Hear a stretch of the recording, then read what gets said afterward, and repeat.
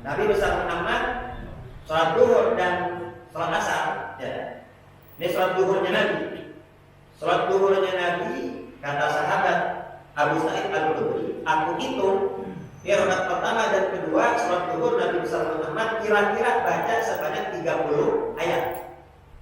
Dan rakaat ketiga dan keempatnya bacanya setengah daripada itu, kira-kira 15 ayat.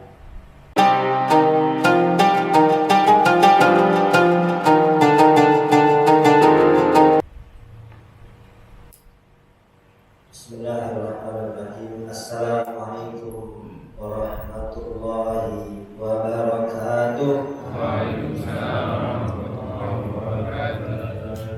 Alhamdulillah, wassalatu wassalamu ala rasulillah Sayyidina Muhammad ibni Abdillah wa ala alihi wa sahbihi wa man wala wa la hawla wa la quwwata illa billahil aliyyil azim. Amma ba'du.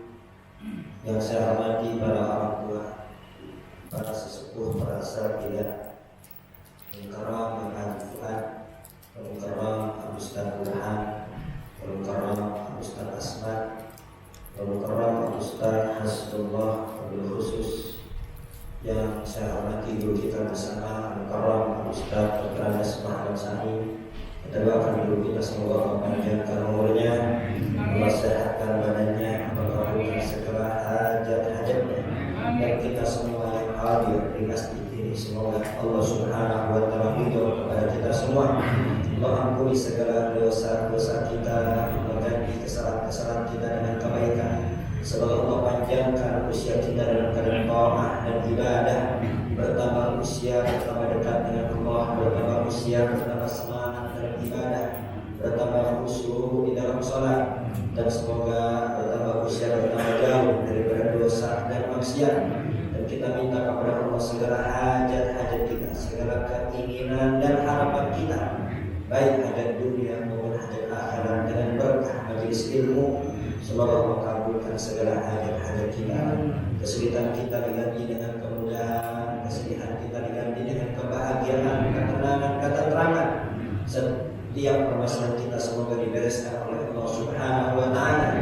Dan kita minta kepada Allah semoga putra-putri kita dijadikan putra-putri yang saleh wassalihah, tumbuh menjadi anak-anak yang cerdas, mendapat ilmu yang manfaat bagi barokah, menjadi generasi Qur'ani, menjadi ahlul ibadah.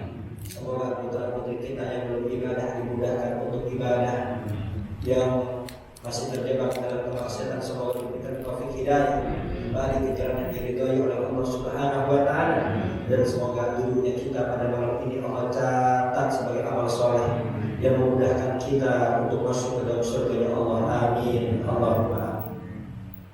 Sebelum kita mulai ta'lim kita, lebih dahulu kita membaca Al-Fatihah untuk mu'alif kitab dan untuk guru-guru kita yang sudah mendahului kita.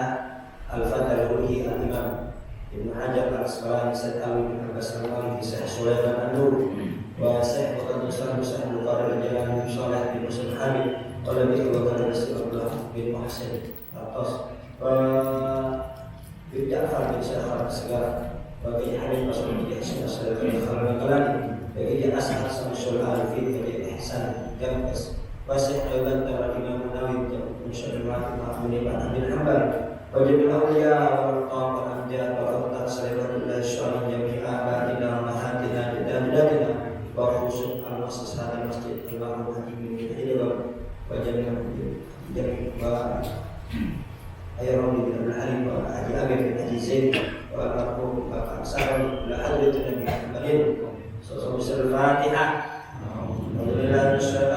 Bismillahirrahmanirrahim. Alhamdulillahirabbil alamin arrahmanir rahim maliki yaumiddin.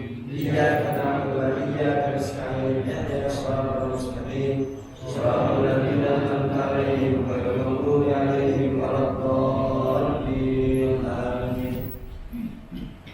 Pada pelajaran yang lalu kita sudah membahas mengenai hadis wajibnya membaca Fatihah di setiap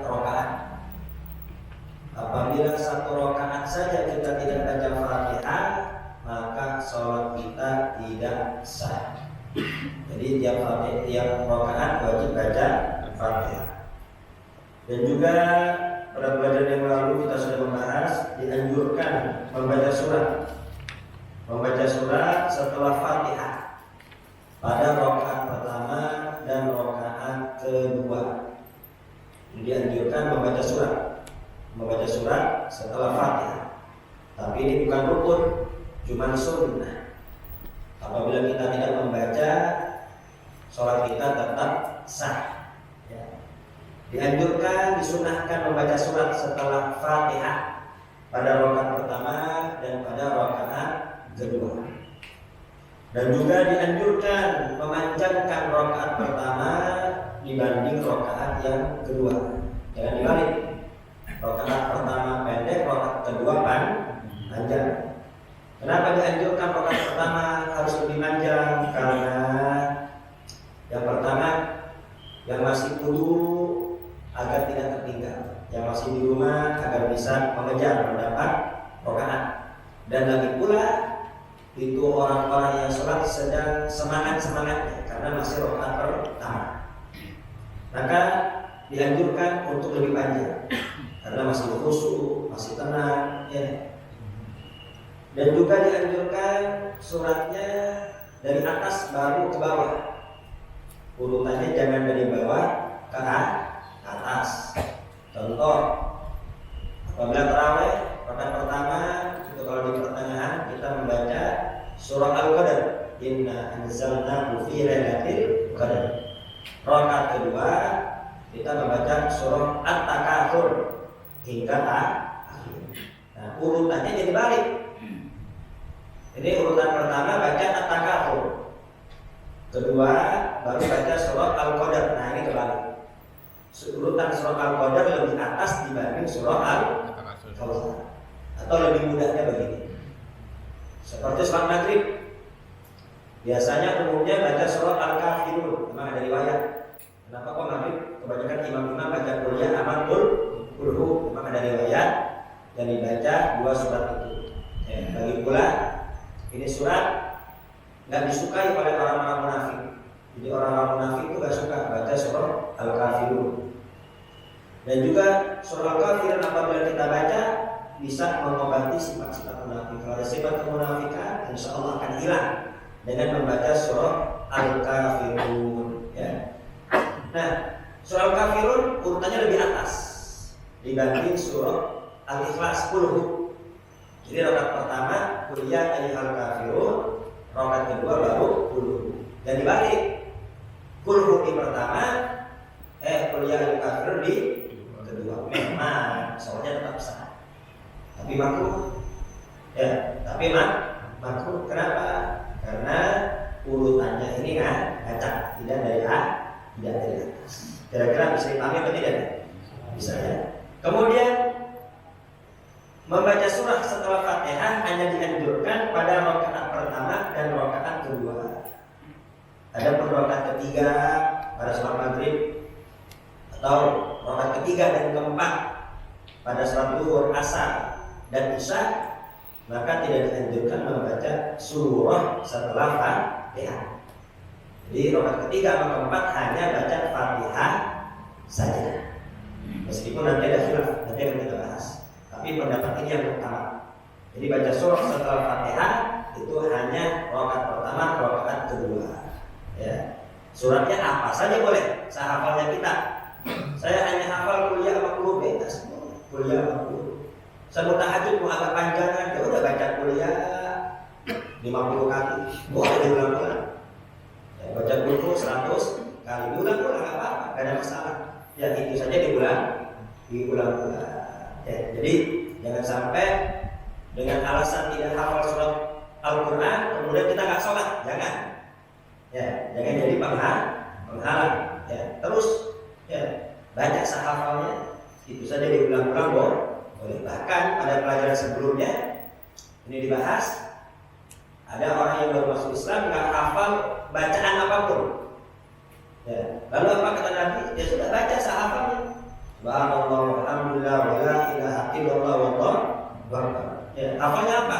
Itu baca. Jadi tidak ada alasan orang nggak bisa sholat, semua bisa sholat, tapi tetap nanti belajar sambil belajar, ya, sambil hafalkan surat-surat yang baik. Kita lanjutkan hadis yang ke-229. Qala mu'allif rahimahullahu ta'ala wa nafa'ana bihi wa bi ulumihi fid dharain amin. An Abi Sa'id Al-Khudri radhiyallahu anhu qala, dari Abu Sa'id Al-Khudri, semoga Allah meridai beliau, berkata, kunna nahzuru qiyam Rasulullah sallallahu alaihi wasallam fi dhuhri wal asr. Kami pernah menghitung lamanya sholat Nabi ketika sholat zuhur dan sholat asar. Jadi kami pernah menghitung berapa ayat bacaan surat yang dibaca Nabi ketika sholat zuhur dan sholat asar. Tentunya ini berapa ayat surat selain Fatihah, surat setelah Fatihah. Fa khazarna qiyamahu fi rak'atainil ulayaini min ad-dhuhri qadra alif lam mim tanzil as-sajdah. Wa fil ukhrayaini qadra nisfi min dzalik. Ya. Setelah kami hitung-hitung, ya, itu kira-kira rakaat pertama dan rakaat kedua dari sholat zuhur Nabi itu perkiraan seperti surat sajadah, seperti baca surat sajadah, ya, kira-kira 30 ayat. Jadi sholat zuhurnya Nabi rakaat pertama dan rakaat kedua, ya, perkiraan itu sebanyak 30 ayat, ya, seperti surat sajadah. Jadi nggak jauh daripada itu. Tapi kayak di sini nggak ada ngamalin, ya. Ya, di sini nih ada yang ngamalin didorong. Ya, itu ada tuh di YouTube, sempat viral, ya. Imamnya dijorokin. Ternyata ketika diusut-usut, ternyata imamnya kelamaan, nggak ruku. Yang di belakang nggak sabar, dijorokin. Ya. Tapi kalau di Masjid Haram, di Masjid Nabawi, ya biasa, ya. Salat zuhur, ya 30 ayat dan lain sebagainya. Ya, baik. Wa fil ukhrayaini qadra nisfi min dzalik. Dan rakaat ketiga dan keempat setengahnya daripada itu. Berarti baca 15 ayat. Nah, kalau hadis ini berarti surat ketiga, rakaat ketiga dan keempat baca surat. Ya, nanti kita bahas. Ya, kalau hadis kemarin 3 sama 4 enggak baca surat. Kalau hadis ini rakaat ketiga dan keempat baca setengah daripada rakaat kedua dan rakaat pertama dan kedua. Saya ulangi lagi. Nabi besar Muhammad sholat zuhur dan sholat asar, ya. Ini sholat zuhurnya Nabi. Sholat zuhurnya Nabi, kata sahabat Abu Sa'id Al-Khudri, aku hitung rakaat pertama dan kedua sholat zuhur Nabi besar Muhammad kira-kira baca sebanyak 30 ayat. Dan rakaat ketiga dan keempatnya bacanya setengah daripada itu, kira-kira 15 ayat. Wa fil ulayaini minal asri ala qadri al-ukhrayaini minal dhuhri. Dan rakaat pertama dan kedua pada salat asar, rakaat pertama dan kedua pada salat asar, ya, itu kadar rakaat ketiga dan keempat pada salat zuhur. Dan salat zuhur 30 ayat. Rakaat pertama dan kedua, asar setengahnya 15 ayat. Wal ukhrayaini ala nisfi min dzalik. Ketiga keempatnya, rakaat ketiga dan keempat berarti hanya berapa ayat? Hanya 8 ayat. Ya. Saya ulangi ya, dengan dulu. Soalnya kan nggak dengan kitab, jadi kadang nggak nyantol.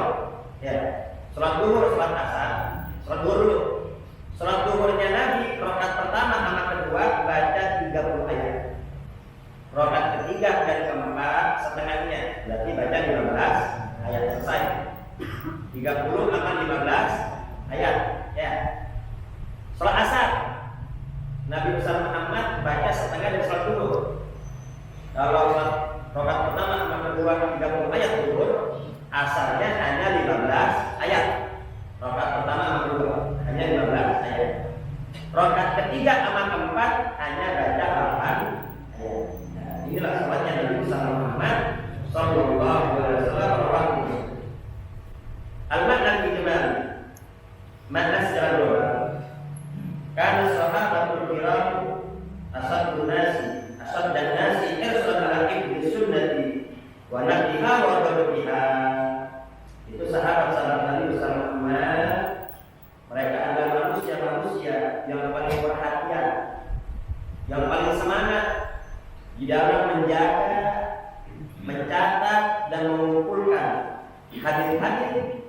sunnah-sunnah Nabi Muhammad Sallallahu Alaihi Wasallam. Semua perbuatan Nabi itu dicatat oleh para sahabat. Ya, dicatat, dijaga, dihafalkan. Walihada tabatul aqwali wa aqwali Rasul wa aqwali Rasulil Karim. Dan hadis ini menjadi bukti bahwasanya para sahabat setiap gerak-gerik Nabi, setiap ucapan Nabi itu dihafal dan dicatat oleh mereka. Fahaulai fatatuna sahabiyyan minhum Abu Sa'id Al-Khudri. Dan sahabat yang meriwayatkan berapa banyak bacaan surat Nabi ketika salat zuhur dan salat asar, ternyata itu sebanyak 30 sahabat yang meriwayatkan. Sebanyak 30 sahabat yang meriwayatkan hadis berapa ayat yang dibaca Nabi ketika salat zuhur dan salat asar. Jadi ini bukan hanya satu riwayat saja, tapi banyak riwayat. Ini kita baru baca hadis yang kedua. Ini kalau baca 30 riwayat berarti berapa pertemuan? 30 pertemuan berarti. Hanya bahas zuhur sama asar saja. Ya. Kemudian ini Abu Sa'id Al-Khudri dalam hadis ini menghitung berapa ayat salat Nabi Muhammad Sallallahu Alaihi Wasallam dan untuk menjadi pelajaran bagi orang-orang setelahnya. Walau kana dhuhru waqtan qaflatin bin nawmi fil qailah kana Rasul Karim yatawilu fi hal qira'at akthar min tasbih yudrika al-muqaddam. Salat zuhur itu waktunya orang-orang banyak yang lupa. Ya. Sahabat-sahabat Nabi itu waktu zuhur banyak yang baru bangun dari tidur qailul. Ya. Jadi sunnah tidur qailul. Jadi tidur siang sebelum zuhur. Kalau yang kerja nggak bisa ya. Yang kerja nggak bisa. Ini sunnah tidur qailul sebelum zuhur itu sunnah. Untuk apa? Untuk membantu memudahkan bangun di tengah malam tahajud. Jadi tidur qailulah tidur sebentar. Dari pokoknya tidur sebentar atau sholat duha, intinya sebelum zuhur tidur sebentar, itu sunnah. Untuk membantu nanti bangun di tengah malam. Ya seperti itu. Ini ucapan Nabi. Ya harus kita yakini. Dan Nabi bersabda, kalau mau mudah bangun tengah malam, tidur qailulah sebelum zuhur. Nah, waktu zuhur itu terkadang para sahabat masih baru bangun tidur. Ya, masih baru bangun tidur. Maka dari itu Nabi Muhammad rakaat zuhur rakaat pertama, salat zuhur rakaat pertama agak dipanjangkan. Agar apa? Agar yang baru bangun tidur dapat sholat bersama Nabi Muhammad sallallahu alaihi wasallam. Amman asru fakana yuqaddimu sholataha di anna kanat taf'alu fi waqtil a'mal. Adapun sholat asar itu lebih pendek dibanding sholat zuhur. Kenapa? Kebanyakan orang-orang berlakar yang kerja udah capek. Jadi lebih diringankan dibanding sholat zuhur.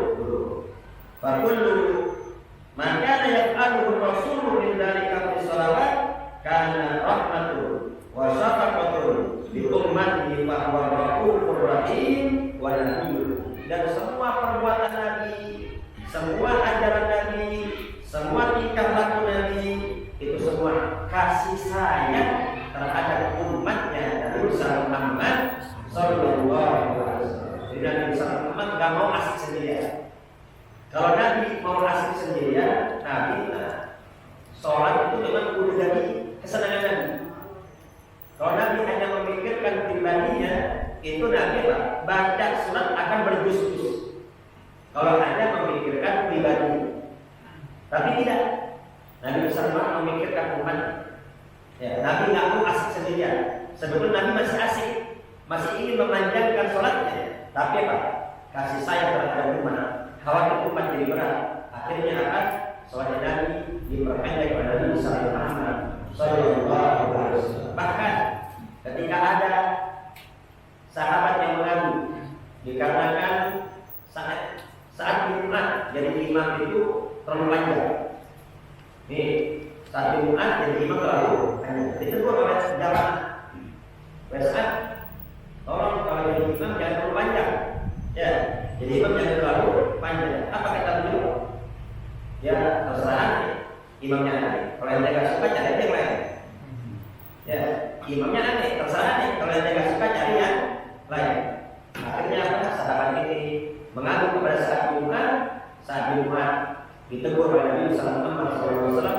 Tanya saya, ya apakah kau ingin membuat fitnah mereka?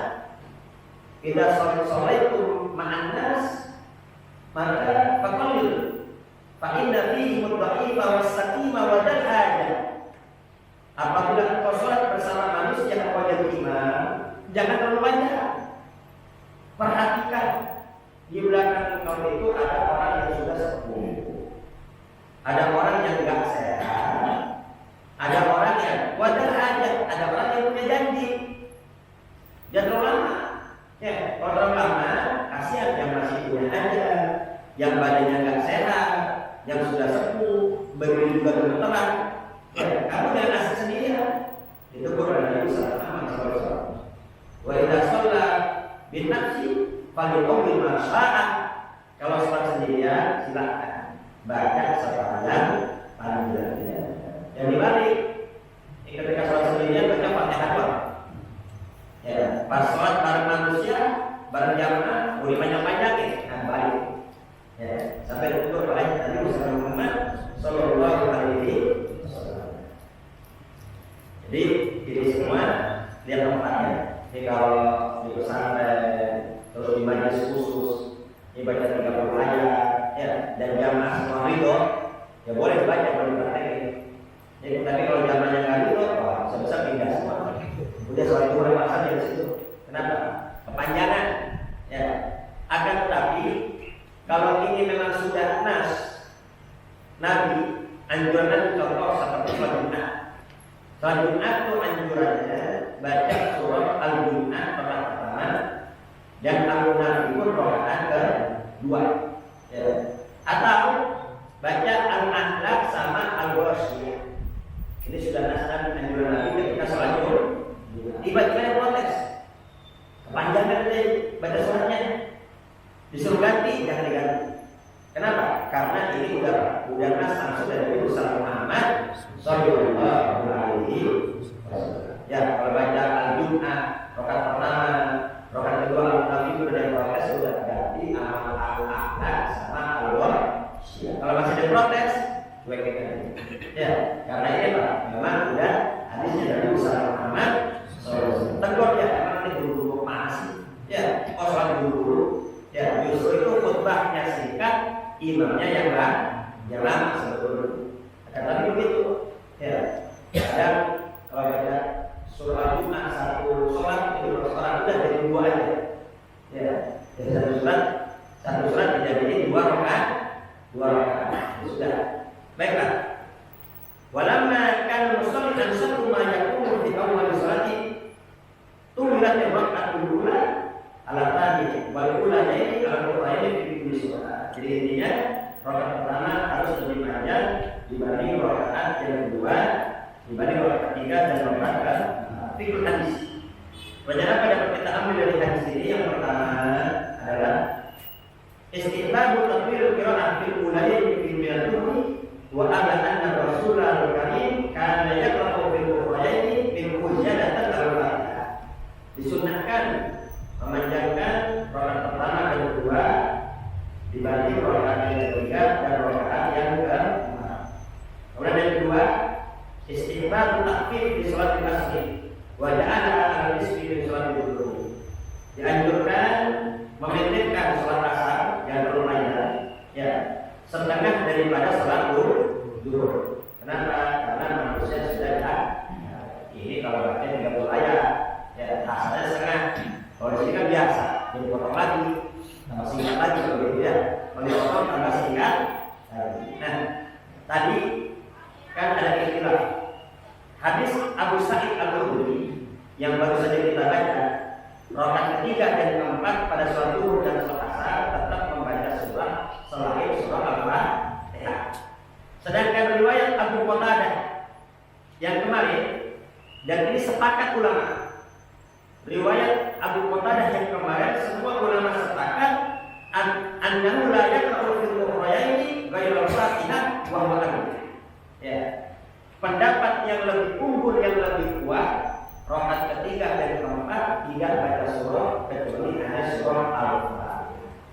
Ini yang kita amalkan ini hadis Abu Qatadah. Ya, rakaat pertama sama rakaat kedua baca surat.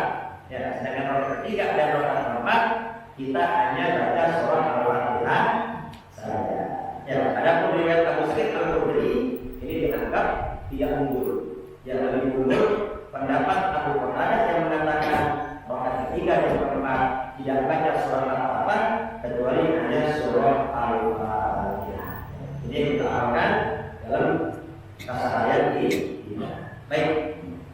Hadis yang ke-230. An Sulaiman bin Yasar qala.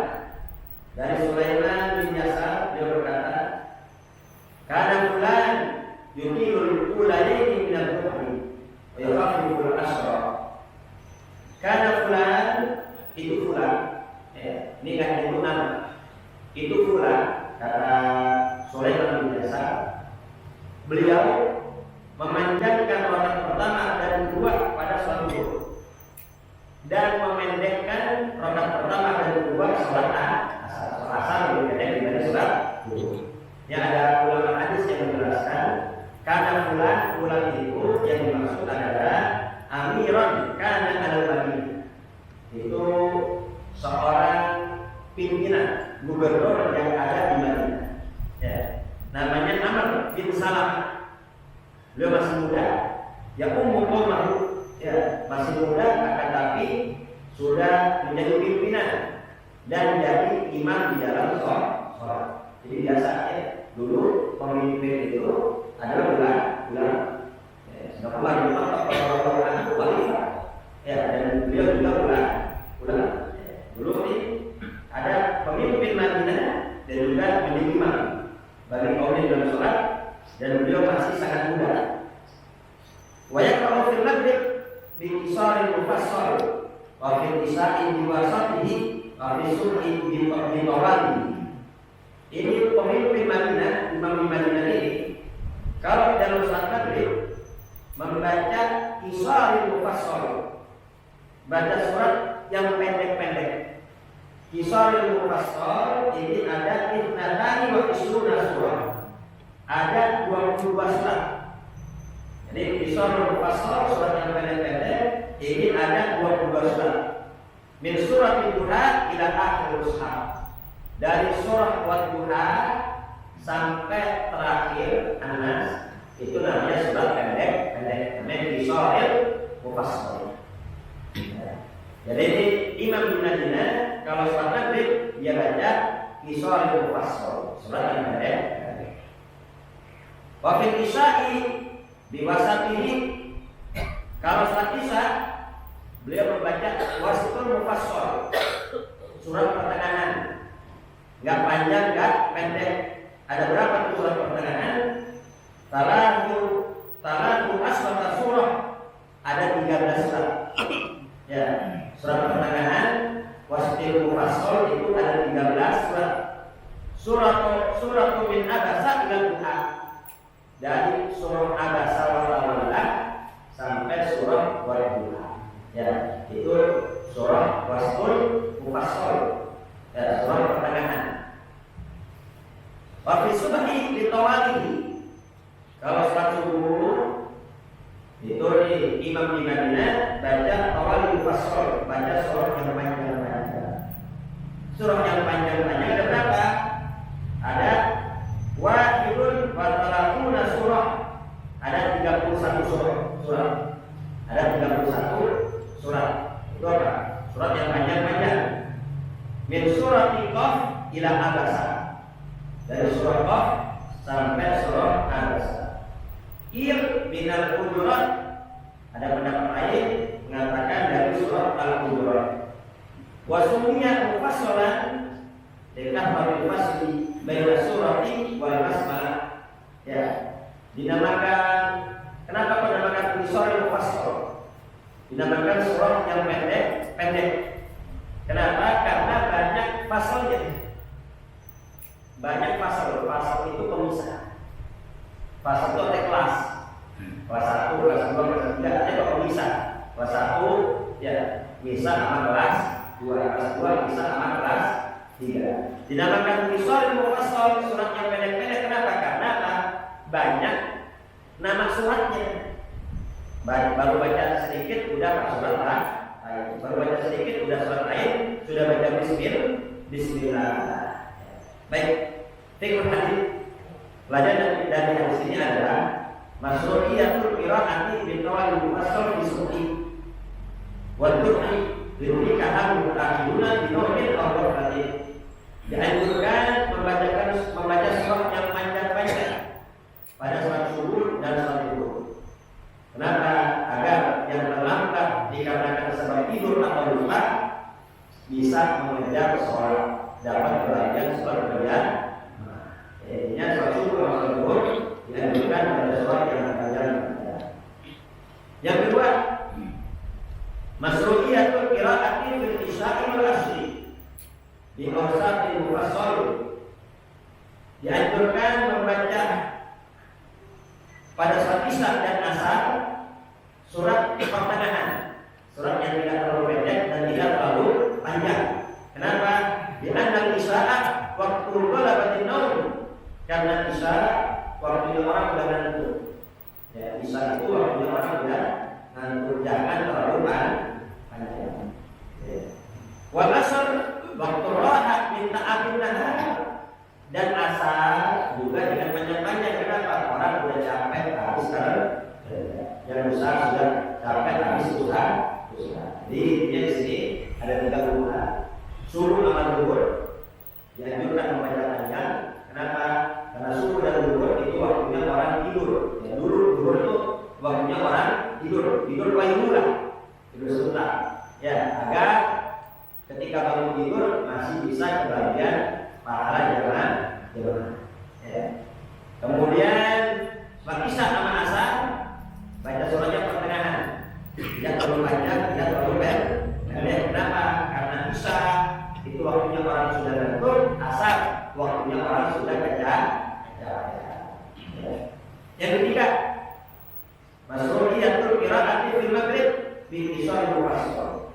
Dianjurkan membaca surah yang pendek-pendek pada salat maghrib. Kenapa? Wadhalika min waktu. Karena maghrib itu waktunya sempit, waktunya singkat. Jadi maghrib ini dalam mazhab Imam Syafi'i ada 2 pendapat. Ada pendapat Imam Syafi'i qadim ketika berada di Baghdad. Ada pendapat Imam Syafi'i yang jadi ketika ada di Mesir. Ya. Pendapat Imam Syafi'i yang qadim, yang lama, itu waktu maghrib agak panjang sampai hilangnya mega merah. Jadi mulai maghrib dari terbenam matahari sampai hilangnya mega agak panjang. Tapi mazhab Imam Syafi'i yang jadid, yang baru, ini kita secara umum ikut pendapat Imam Syafi'i yang baru. Ya. Kecuali dalam beberapa hal, sekitar ada 18 persoalan, kita ikut pendapat Imam Syafi'i yang baru. Sekali lagi, kita pendapat Imam Syafi'i ikut pendapat Imam Syafi'i yang jadid, yang baru, ketika ada beliau ada di Mesir. Ya. Kecuali dalam 18 persoalan, kita ikut pendapat Imam Syafi'i yang qadim, yang lama. Kenapa? Karena dinilai oleh para ulama pendapat yang qadim itu yang lebih unggul, yang lebih kuat dalilnya. Nah, kalau pendapat Imam Syafi'i yang jadi ketika waktu maghrib, ini waktu singkat. Ya, maghrib itu kata Imam Syafi'i pada pendapat beliau yang baru waktu singkat. Ada. Kemudian apa? Orang ambil dulu, sholat maghrib, sholat sunat habis waktu. Waktunya habis singkat apa tidak? Singkat. Jadi waktunya itu apa? Ada ambil air dulu, sholat maghrib, ya, kemudian sholat sunat, selesai habis waktu. Ini kalau itu pendapatnya ini, ya Allah, ini banyak yang kodok maghrib, betul atau tidak? Kadang maghrib kita masih di jalan, ya, terlebih lagi Pak, macet di jalan dan lain sebagainya.